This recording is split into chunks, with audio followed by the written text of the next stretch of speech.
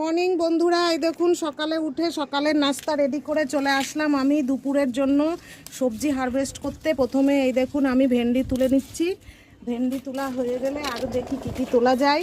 জানেন তো সকালের খাবার খাওয়ার পরেই আবার দুপুরের খাবারের চিন্তা করতে হয় আমাদের।